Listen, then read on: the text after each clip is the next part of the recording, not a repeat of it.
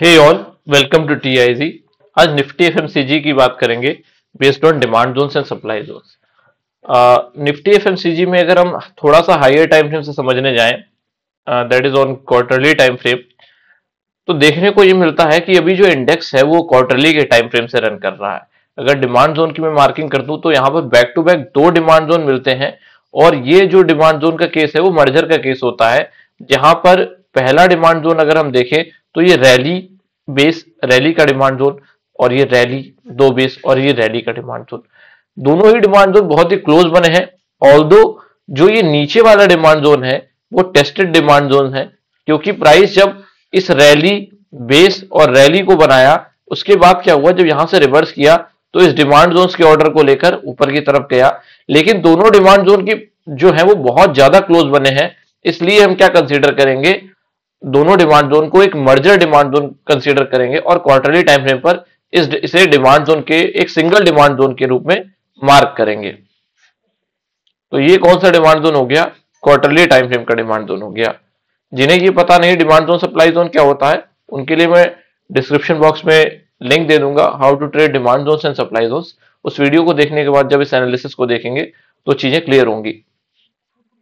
तो ये जो रैली बेस रैली और ये दूसरा रैली बेस रैली है, ये दोनों मर्जर डिमांड जोन की तरह हमने मार्क किए हैं। एक बार अगर मंथली टाइम फ्रेम पर आकर देखते हैं तो देखो यहां पर क्या है कि बहुत ज्यादा कुछ खास देखने को नहीं मिलता कि एकदम एक अट्रैक्टिव स्ट्रक्चर हमें देखने को मिले, ऐसा कुछ नहीं है। लेकिन यहाँ पर थोड़ा सा कंजर्वेटिव अगर हम हो जाते हैं या थोड़ा सा रेशनल हो जाते हैं, तो यहाँ पर एक डिमांड जोन देखने को मिल जाता है, that is drop to base candle and rally का डिमांड जोन। और ऊपर वाले डिमांड जोन में अगर देखें तो डिस्ट्रीब्यूशन बहुत ज्यादा है, इसलिए उतना कुछ क्वालिटी का मिलता नहीं है। बात करें मंथली टाइम फ्रेम पर सप्लाई जोन की, तो यहां पर ड्रॉप थ्री बेस कैंडल्स और ड्रॉप का सप्लाई जोन है। इस सप्लाई जोन को मैं रेड रेक्टेंगल से मार्क कर देता हूं, that is on monthly time frame. तो ये मंथली का सप्लाई जोन हो गया।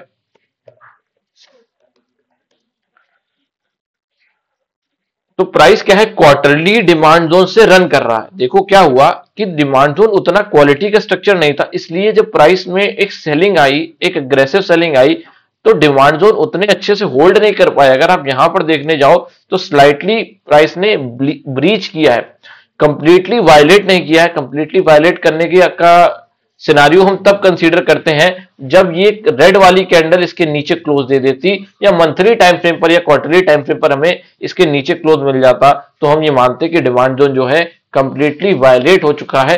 अब जो है हायर टाइम फ्रेम पर एक न्यू डिमांड जोन फॉर्म होने की जरूरत है। जैसे अभी ओला इलेक्ट्रिक में अगर आपने देखा होगा, जो लोग ट्विटर पर फॉलो करते हैं, वहां पर सेम सिनेरियो है। ओला इलेक्ट्रिक ने क्वालिटी डिमांड जोन ब्रेक कर दिया है, that is on daily time frame, और वहां से बहुत एग्रेसिव सेलिंग आ रही है। जैसा कि एनालाइज किया था कि अगर ये डिमांड जोन ब्रेक होता है तो अच्छी सेलिंग आएगी, और वही हो रहा है ओला इलेक्ट्रिक में।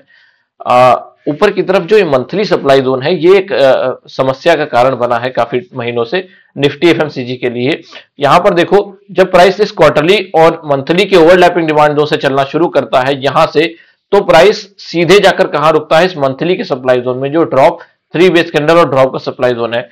एक चीज समझने वाली ये है कि पहली बात तुमने क्या समझ ली कि प्राइस जो है वो क्वार्टरली के डिमांड जोन से ऊपर जा रहा है, तो going up from quarterly demand zone, और अभी साइडवेज हो रखा है कहां पर, मंथली के सप्लाई जोन में। ठीक है, दो चीजें समझ ली कि प्राइस क्वार्टरली के डिमांड जोन से ऊपर जा रहा है और मंथली के सप्लाई जोन में साइडवेज हो रखा है। अगर आप समझने जाओ स्ट्रेंथ की बात करें तो क्वार्टरली टाइम फ्रेम का जो डिमांड जोन होता है उसकी स्ट्रेंथ ज्यादा होती है मंथली के सप्लाई जोन से। लेकिन हुआ क्या है कि स्ट्रक्चर उतने क्वालिटी के नहीं थे, इसलिए जो सेलिंग भी आई उसने डिमांड जोन को स्लाइटली ब्रीच किया। तो जो बाइंग क्वालिटी है वो हमें उतनी क्वालिटी की नहीं मिली होगी, इस वजह से यहां पर जो सप्लाई जोन है वो बहुत बड़ा हर्डल का काम कर रहा है इस सेक्टर के लिए। वहीं कुछ सेक्टर देखो तो उन्होंने मंथली सप्लाई जोन को ब्रेक किया है, कुछ सेक्टर्स ने ऑल टाइम हाई भी बना दिया है, लेकिन एफएमसीजी अभी स्ट्रगल कर रहा है। लोअर टाइम फ्रेम पर थोड़ा और जाएंगे तो चीजें और क्लियर होती चली जाएंगी कि क्यों स्ट्रगल हो रहा है इतना। अभी तक दो चीजें क्लियर हो गई हैं कि क्वार्टरली के डिमांड जोन से ऊपर जा रहा है और मंथली के सप्लाई जोन से साइडवेज है। वीकली टाइम फ्रेम पर आते हैं तो देखो जो ये वाला एरिया हमने देखा था, यहां पर उतना क्वालिटी का कोई डिमांड जोन नहीं दिखता, क्योंकि जो demand zone higher time frame पर था ना, उसकी बेसिंग एरिया फॉर्म हुआ था इस वाले एरिया में, और जो दूसरा वाला डिमांड जोन था उसकी बेसिंग फॉर्म हुई थी इस वाले डिमांड जोन के आसपास। तो दोनों ही एरिया में यहां पर क्या है कि जो एग्जीक्यूशन टाइम फ्रेम है, देखो 3 टाइम फ्रेम होते हैं, एक हायर टाइम फ्रेम होता है, फिर एक इंटरमीडिएट टाइम फ्रेम होता है, और एक लोअर टाइम फ्रेम होता है। तो जो क्वार्टरली टाइम फ्रेम हमारा था वो हायर टाइम फ्रेम था। इंटरमीडिएट टाइम फ्रेम पर हम ट्रेंड वगैरह या जोन को की क्वालिटी भी चेक कर लेते हैं, डिस्ट्रीब्यूशन चेक कर लेते हैं, और लोअर टाइम फ्रेम पर हम किस लिए जाते हैं, एग्जीक्यूशन के लिए जाते हैं। ठीक है, तो एग्जीक्यूशन वाले एरिया में डिमांड जोन हमें नहीं दिख रहा है। फेयर एनफ, अगर नहीं दिख रहा है तो यहां पर कोई डिमांड जोन हमें नहीं दिखा लोअर टाइम फ्रेम पर, that is on weekly time frame.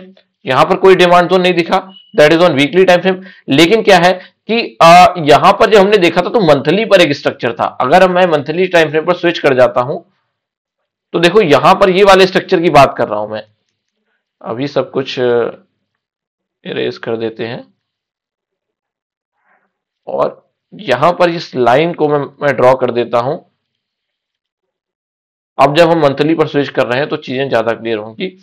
तो ये वाला जो एरिया मैंने मार्क किया था, तो इस वाले डिमांड जोन में कम से इस वाले स्ट्रक्चर में क्वार्टरली के कम से कम एक मंथली का डिमांड जोन था।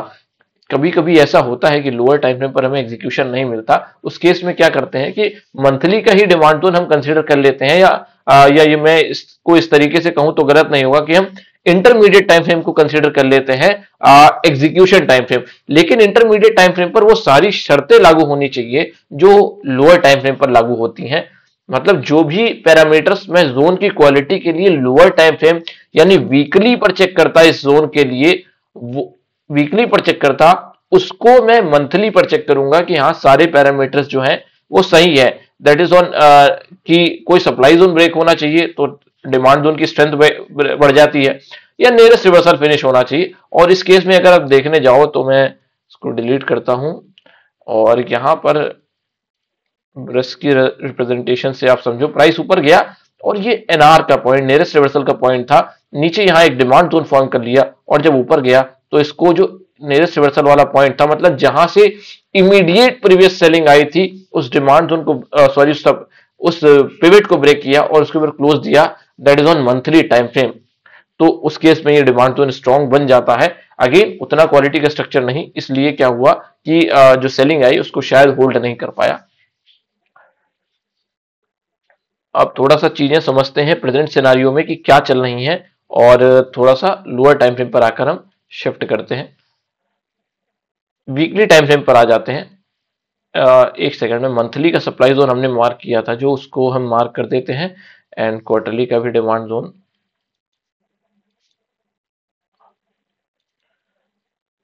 ये जो है एरिया क्वार्टरली की रेंज को शो कर रहा है लगभग इस तरीके से। ऊपर वाली जो क्वार्टरली की रेंज है मैंने उसको इग्नोर कर दिया है क्योंकि वो ऑलरेडी वायलेट हो चुकी है।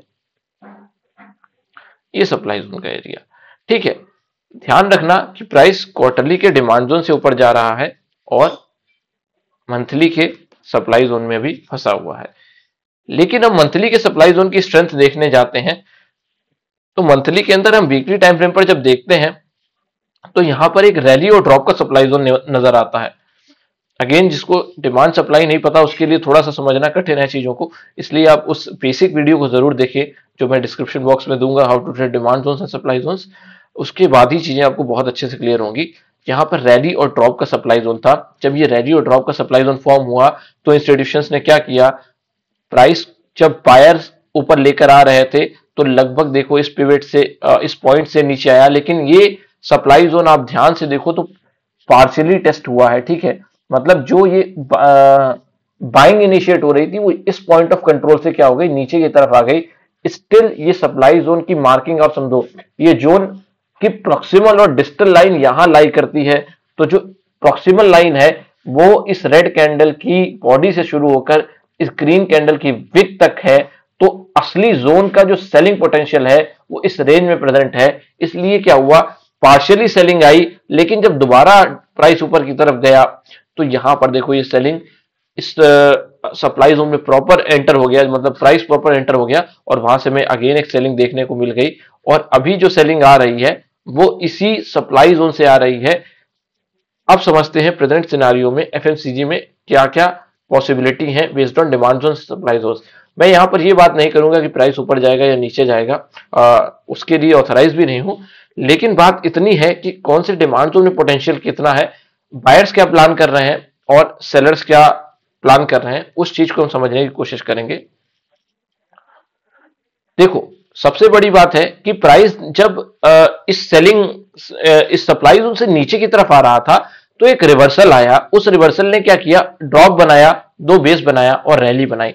मतलब जो भी कंसोलिडेशन था ध्यान से समझो, इस मतलब यहां से पहली सेलिंग इनिशिएट हुई थी, एक अच्छी बाइंग आने के बाद पहली सेलिंग जो इनिशिएट हुई थी वो यहां से हुई थी, और वो अप्रैल 2025 की बात है। अप्रैल 2025 से लगभग दिसंबर 2025, मतलब लगभग 8 महीने होने को आए हैं, कोई भी टाइम फ्रेम पर वीकली डिमांड जोन नहीं बना। मतलब वीकली टाइम डिमांड जोन जो है वो वैसे तो उतना इंपॉर्टेंट नहीं होता कि आप उसको बहुत ज्यादा स्ट्रॉन्ग कंसीडर कर लो, लेकिन कुछ सिनेरियोज में क्या होता है कि demand zone higher time frame पर नहीं डायरेक्ट बनते, वहां पर वीकली की जरूरत पड़ती है। जैसे किसी स्टॉक में अगर टॉप बनाना है या इंडेक्स में टॉप बनाना है तो इंस्टीट्यूशंस पहली अप्रोच करते हैं वीकली सप्लाई जोन या वीकली सप्लाई जोन को। अगर टॉप फॉर्म करना है तो वीकली सप्लाई जोन की मदद लेते हैं, वहां से ऑर्डर्स को एग्जीक्यूट करते हैं सेलिंग के लिए, देन वो एक हायर टाइम फ्रेम पर एक जोन फॉर्म हो जाता है और लोअर टाइम फ्रेम पर एग्जीक्यूशन करके धीरे धीरे प्राइस को नीचे लाया जाता है।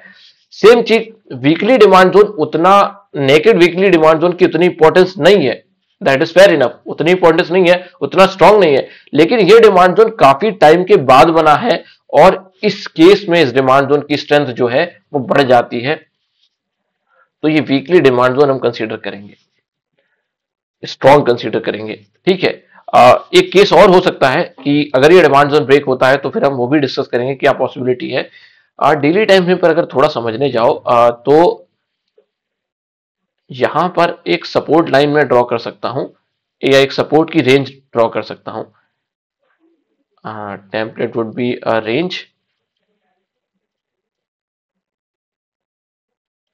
ये जो कलर है वो रेंज को प्रदर्शित कर रहा है, डिनोट कर रहा है कि यहां पर एक रेंज फॉर्म हुई है, और ये रेंज ऐसे नहीं बन गई, ठीक है, इलॉजिकल नहीं है, क्योंकि देखो यहां पर ये रैली बेस और रैली का डिमांड जोन था।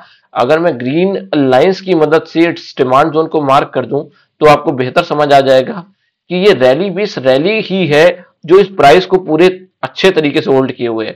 देखो प्राइस नीचे आया, इसने होल्ड कर लिया, फिर ऊपर गया, फिर इसने होल्ड कर लिया, फिर सप्लाई जोन से प्रॉपर नीचे आया, तभी भी होल्ड कर लिया और रिएक्शन ऊपर की तरफ दे दिया, एंड अगेन प्राइस अभी नीचे की तरफ जब आया था तो लगभग उसी एरिया से वापस जा रहा है।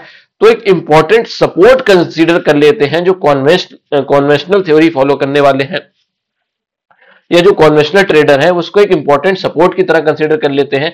अभी मैं इस डेली डिमांड जोन की प्रॉक्सिमल और डिस्टल लाइन को मिटा रहा हूं क्या, ताकि हम इस सपोर्ट एरिया की थ्योरी को अच्छे से समझ सके, सेलर्स या बायर्स के इंटेंशन को थोड़ा अच्छे से समझ सके। अगर पहले तो इस डिमांड जोन को स्ट्रॉन्ग कंसीडर किया, ठीक है, और इसी वजह से देखो रिएक्शन भी हमें एक अच्छी स्ट्रॉन्ग कैंडल देखने को मिली है, that is on daily time frame पर, क्योंकि ये विक नीचे से ऊपर की तरफ शिफ्ट हुई है, मतलब जो भी लिक्विडिटी जो भी सेलिंग थी उसको एब्जॉर्ब किया है और फिर प्राइस को ऊपर लेकर जा रहे हैं। अगर ये सपोर्ट एरिया ब्रेक होता है तो वहां पर क्या सिनेरियो बनेगा समझने जाओ। अगर ये सपोर्ट ब्रेक होता है तो मैक्सिमम जो सेलर्स है वो इनवाइट होंगे यहां पर, जो बायर्स इन पॉइंट्स को एक स्ट्रॉन्ग पॉइंट्स कंसीडर करके बैठे हैं उनका जो कॉन्विक्शन है या जो बिलीव है या फिर जो उनको ये लगता है कि सपोर्ट इंपॉर्टेंट है वो ब्रेक होगा, उनकी कॉन्विक्शन ब्रेक होगी। अगर ये यहां पर एक स्ट्रॉन्ग रेड कैंडल बन जाती है तो मतलब ये यहां पर सेलर्स को इनवाइट कर देगा। किसको इनवाइट कर देगा? सेलर्स जो ट्रेड करने आएंगे वो लिक्विडिटी लेकर आएंगे, बायर्स जिन्होंने बहुत अच्छे से होल्ड करके रखा है प्राइस को इतने लंबे टाइम से, उनका कॉन्फिडेंस शैटर होगा और यहां पर क्या होगी, सेलिंग इनिशिएट हो सकती है। इसलिए उस केस में क्या होगा, जस्ट अ सेकेंड, मैं इसको थोड़ा सा रिमूव करता हूं। उस केस में क्या होगा, जो ये वाला वीकली का डिमांड जोन है जो अभी प्रॉपर्ली टेस्ट नहीं हुआ है। ठीक है, इसको लाइन से डिनोट करूंगा। देखो डिमांड जोन की जो स्ट्रेंथ होती है ना, उसकी बेसिंग कैंडल्स में अलाई करती है। मतलब जो बेसिंग कैंडल का बॉडी टू विक वाला पार्ट होता है ना, उसमें सबसे क्वालिटी ऑर्डर्स होते हैं। और अभी प्राइस जो है वो इस डिमांड जोन से ऊपर जा रहा है, मतलब एचआरएम मेथड, मतलब विक टू विक ऊपर जा रहा है। देखो मैंने ये स्क्रीन लाइन, इस ग्रीन हॉरिजॉन्टल रे को जो है ना, इसको एचआरएम मेथड के अकॉर्डिंग प्लेस किया है, मतलब विक के ऊपर प्लेस किया है। ये देखो बेसिंग कैंडल की विक है, लेकिन इसको मैं थोड़ा सा नीचे की तरफ शिफ्ट कर देता हूं तो ये बॉडी आ जाती है। और ये कंजर्वेटिव मेथड होता है किसी डिमांड जोन को मार्क करने का, और यहां पर सबसे क्वालिटी ऑर्डर्स लाई करते हैं। तो जो डेली वाले सपोर्ट की बात की है हमने, अगर इंस्टीट्यूशंस को और ऑर्डर्स चाहिए एफएमसीजी सेक्टर में, तो इस सपोर्ट को ब्रेक करेंगे और यहां पर एक पैनिक क्रिएट होगा, जिस वजह से प्राइस इस डिमांड जोन में आ सकता है। और प्राइस में क्या होगी, जितनी सेलिंग होगी शायद उसको बाइंग में कन्वर्ट कर सकते हैं, और फिर प्राइस को डिमांड जोन से ऊपर की तरफ शिफ्ट कर सकते हैं। डिमांड जोन्स क्या करते हैं ये आपको बेहतर पता है। अगर आपको सेलिंग मतलब बाइंग ऑर्डर्स यहां पर अपने एग्जीक्यूट करने हैं तो सेलिंग चाहिए, और वो सेलिंग का सिनेरियो मुझे कन्वेंशनल थ्योरी के अकॉर्डिंग बनता दिख रहा है यहां पर। तो ये केस है। अदरवाइज देखो ऊपर सप्लाई धीरे धीरे एग्जॉस्ट हो रही है। यहां पर जो सेलिंग कैंडल बनी है इस सप्लाई जोन की वजह से बनी है, और इस सप्लाई जोन का खत्म होने का मतलब है, अगर मैं यहां पर एक येलो लाइन को ड्रॉ कर देता हूं तो यहां तक की जो सेलिंग है वो एग्जीक्यूट हो चुकी है, मतलब क्वालिटी सेलर्स यहां तक प्रेजेंट नहीं है। ठीक है, अगर प्राइस रन करता है तो ऊपर की तरफ हर्डल ये वाला पॉइंट नहीं है। ऊपर की तरफ अगर देखने जाओ तो ये ड्रॉप, ये बेस और ये ड्रॉप था, ये ड्रॉप, दो बेस कैंडल और ड्रॉप का सप्लाई जोन था। इसको मैं रेंज को थोड़ा नैरो करता हूं, और अब आपको समझ आएगा कि ये ड्रॉप है, दो बेस है और ये ड्रॉप है, और इस ड्रॉप बेस ड्रॉप का भी काम खत्म हो चुका है। प्राइस इसमें टकराया है, उसके बाद ही नीचे आया है। अगेन देखो ऊपर टकराया है, मतलब दो बार टकरा चुका है, तो बहुत कम चांसेस हैं कि यहां से प्राइस यहां तक प्राइस के सेलिंग ऑर्डर्स पेंडिंग हो। तो बात अगर समझने जाओ तो यहां पर सप्लाई एग्जॉस्ट हो चुकी है। येलो लाइन से अब थोड़ा रिलेट करना आप, कि येलो लाइन जो डिनोट कर रही है वो सप्लाई एग्जॉस्ट होने को डिनोट कर रही है। अब जो सबसे क्वालिटी सेलिंग है, देखो पहले बात तो यहां पर भी एक सेलिंग है, ये ड्रॉप, टू बेस कैंडल और ड्रॉप का सप्लाई जोन है। लेकिन हाइयर टाइम फ्रेम का सपोर्ट अब किसको है?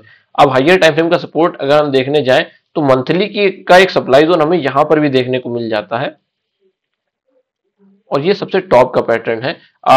थोड़ा सा बात करेंगे इस बारे में कि क्वालिटी सप्लाई जोन है कि नहीं है। देखो ये रैली कैंडल थी जहां से बाइंग इनिशिएट हुई, यहां पर टू बेस कैंडल्स फॉर्म हुई और फिर ड्रॉप फॉर्म हुआ। लेकिन इस रैली बेस ड्रॉप को सप्लाई जोन बनने के लिए इस वाली लाइन के नीचे क्लोज करना था विद इन द 3 अटेम्प्ट्स। अगर उसके नीचे क्लोज नहीं कर पाता 3 अटेम्प्ट के अंदर, तो फिर हम क्या करेंगे, उसको स्ट्रॉन्ग कंसीडर नहीं करेंगे। और देखो ये चीज 1, 2 और 3, थर्ड कैंडल जो है ये वाली कैंडल है जो कि दिसंबर मंथ में फॉर्म हुई है, और उसकी जो क्लोजिंग है इस लोअर विक से ऊपर की तरफ क्लोज हुई है। लोअर विक का लेवल 56412 के अराउंड है, और इस कैंडल की क्लोजिंग प्राइस हम यहां पर देख सकते हो, इस पर मैं रखूंगा तो 56799, तो इससे ऊपर की तरफ क्लोज हुई है। ठीक है, तो अभी जिस वीकली डिमांड जोन से प्राइस रन कर रहा है वहां तो वो तो क्वालिटी डिमांड जोन है। दूसरा सिनेरियो हमने डिस्कस किया कि ये डिमांड जोन की स्ट्रेंथ क्या है। ये डिमांड जोन की स्ट्रेंथ भी बढ़ जाएगी अगर कॉन्वेंशनल थ्योरी के ट्रेडर्स और जो लोग ऑलरेडी इन्वेस्टेड हैं वो क्विट करेंगे, उनके केस में ये डिमांड जोन की स्ट्रेंथ बढ़ जाएगी।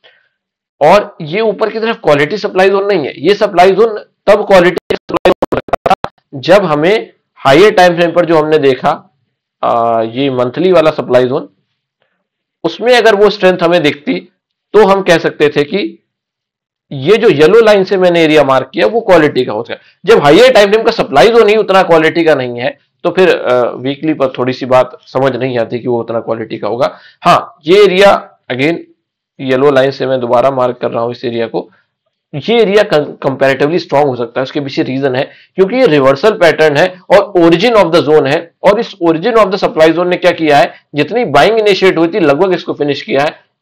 तो ये सप्लाई जोन एक स्ट्रॉन्ग सप्लाई जोन है, मतलब सेलर्स की स्ट्रेंथ धीरे धीरे इस एरिया तक तो एग्जॉस्ट हो गई। अगर मैं मोटा मोटा यहां से मार्क कर देता हूं, लगभग इस एरिया तक तो एग्जॉस्ट हो चुकी है। अगर ये वीकली डिमांड जोन या इस वाले डिमांड जोन को इंस्टीट्यूशन स्ट्रॉन्ग कंसीडर करेंगे अपनी बाइंग के लिए, तो फिर यहां से उनके लिए जो मेन हर्डल जो रहेगा, जो सेलर्स उनके खिलाफ अच्छे से काम कर सकता है, वो ये वाला सेलर है। अगेन वो सेलर इतना स्ट्रांग नहीं हो सकता कि प्राइस को यहां से बिल्कुल नीचे गिरा दे, क्योंकि नीचे क्वार्टरली के डिमांड जोन से प्राइस ऊपर की तरफ जा रहा है। लेकिन हाँ, जैसे इस मंथली के सप्लाई जोन ने काम मुश्किल किया है काफी टाइम के लिए, हो सकता है कुछ टाइम के लिए ये भी जो है प्राइस को ऊपर जाने से रोके।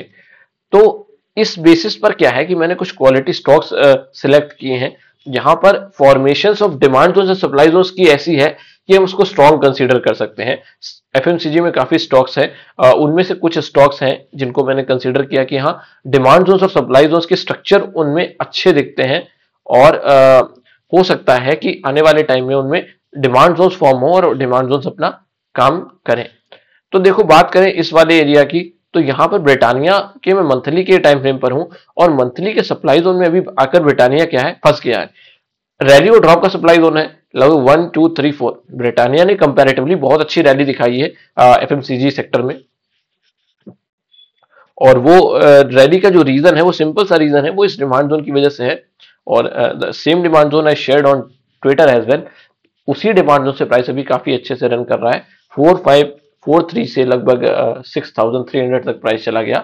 लेकिन अभी मंथली का जो सप्लाई जोन है वो एक हर्डल का काम कर रहा है। लेकिन बात इतनी समझो कि जब प्राइस मंथली के सप्लाई जोन से नीचे है, नीचे आता हुआ दिख रहा है, लेकिन इसने इमीडिएट एक डिमांड जोन फॉर्म कर दिया है। सेम केस रिलायंस के सिनेरियो में था, रिलायंस ने भी क्या किया और निफ्टी ने भी क्या किया, एक मंथली का डिमांड जोन फॉर्म कर दिया इमीडिएट। मतलब जो सेलिंग आया उसको डिफेंड करने के लिए। पहली बात तो हायर टाइम फ्रेम के क्वालिटी डिमांड जोन से ऊपर जाते हुए दिख रहा है, और इन बिटवीन अपने डिमांड जोन को फॉर्म किया और अच्छे ऑर्डर्स लेकर ऊपर जा रहा है।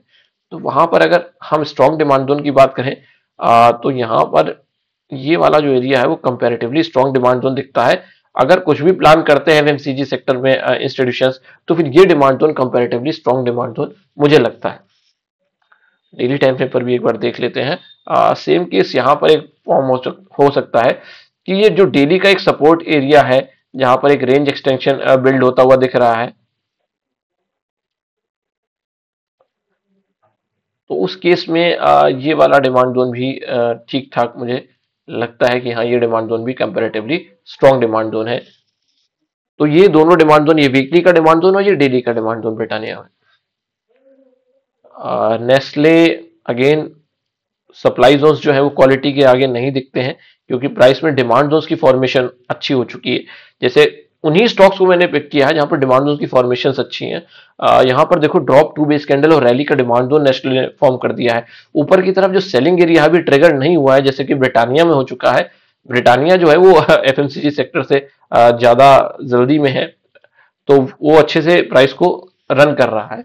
तो यहां पर जो सप्लाई जोन का एरिया है अभी टेस्टेड नहीं है, लेकिन एक अच्छी बात यह है कि इन्होंने एक डिमांड जोन को फॉर्म कर दिया है।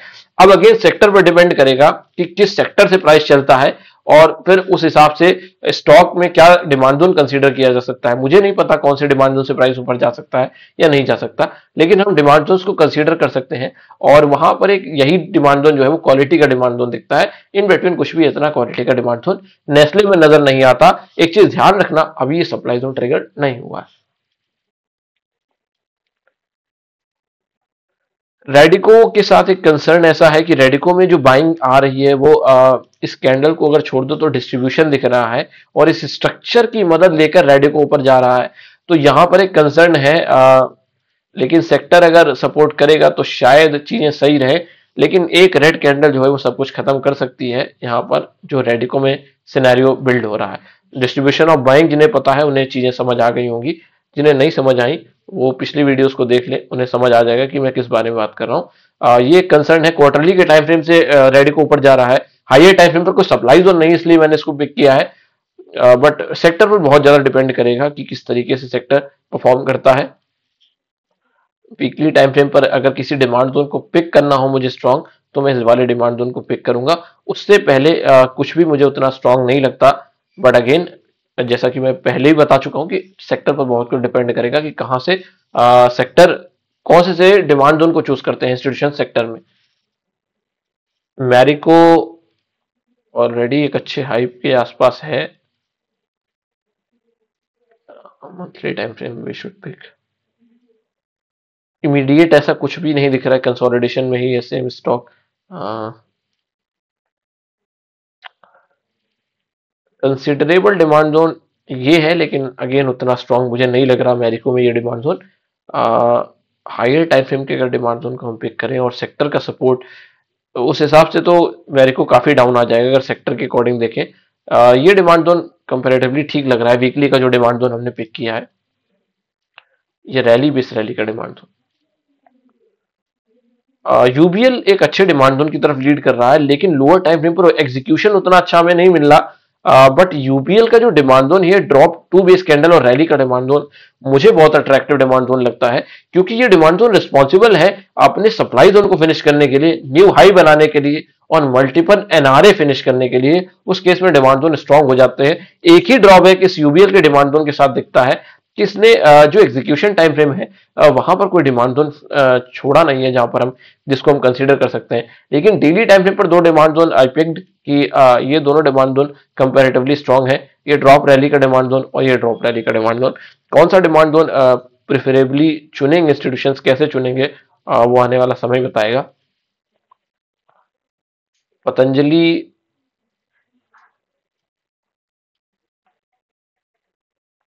पतंजलि ने एक स्ट्रक्चर फॉर्म किया है ड्रॉप बेस रैली का, बट अगेन स्ट्रक्चर के बेसिस पर हम नहीं जा सकते। क्वार्टरली टाइम फ्रेम पर एक डिमांड जोन की रेंज है, ये ड्रॉप और रैली का डिमांड जोन, बट अगेन मुझे नहीं पता कि इतना नीचे तक प्राइस को लेकर आएंगे। लेकिन सेक्टर अगर अच्छे डिमांड जोन में आ जाता है, जो हमने नीचे वीकली वाला डिमांड जोन कंसीडर किया है, तो उस केस में शायद ये रैली बेस रैली का जो एग्रेसिव डिमांड जोन है, मार्क करके दिखा देता हूं मैं आपको। ये एक्चुअली रैली बेस रैली का डिमांड जोन है वीकली टाइम फ्रेम पर। ये रैली कैंडल है, क्योंकि जो ड्रॉप दिख रहा है वो रैली में कन्वर्ट हो गया। तो ये रैली है, टू बेस है और ये रैली है, एनआरए को फिनिश किया है, तो कंपैरेटिवली स्ट्रॉन्ग डिमांड जोन दिखता है। बट अगेन डिपेंड करेगा सेक्टर पर। टाटा कंज्यूमर मंथली के स्ट्रॉन्ग सप्लाई जोन से नीचे आ रहा है, बट स्टिल मैंने इसको चूज किया है क्योंकि क्वार्टरली के डिमांड जोन से ऊपर जा रहा है। देखो बहुत ही क्वालिटी के डिमांड जोन से ऊपर जा रहा है। ये रैली बेस रैली, प्राइस इस डिमांड जोन में है और अच्छे से रैली कर रहा है। मंथली टाइम फ्रेम पर अगर हम देखें तो यहाँ पर इसने एक डिमांड जोन फॉर्म कर दिया है। वैसे मैं शायद इसको पिक नहीं करता, क्योंकि ये रैली बेस ड्रॉप का स्ट्रक्चर जो है वो बहुत क्वालिटी का है। पहले तो इसने प्राइस को नीचे की तरफ पुश किया और अभी साइडवेज है ऑलमोस्ट 1 2 3 4 5 6 7 8 9 ऑलमोस्ट 10 मंथ्स होने जा रहे हैं कि साइडवेज है।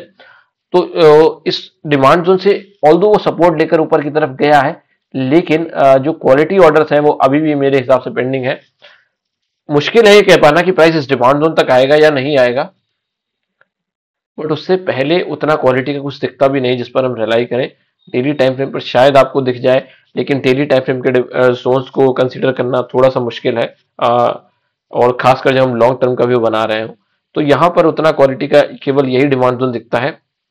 तो ये था एफएमसीजी सेक्टर और एफएमसीजी स्टॉक्स का analysis based on demand zones and supply zones. अगर ये वीडियो आपको अच्छी लगी हो तो प्लीज वीडियो को लाइक करें, शेयर करें एंड सब्सक्राइब करें। Thank you.